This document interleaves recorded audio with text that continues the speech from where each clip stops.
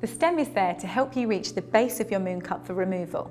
As we're all different, it's designed so that it can be trimmed to the length that's right for you.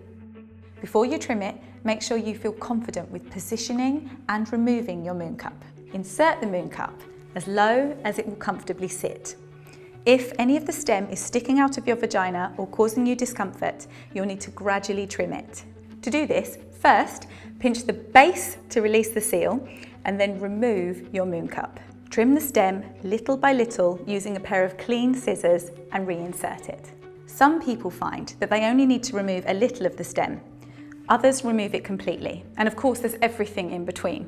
But remember to take your time, and you should end up with the perfect fit for you. If you're still unsure, get in touch with the friendly Mooncup advice service, and they'll be happy to help.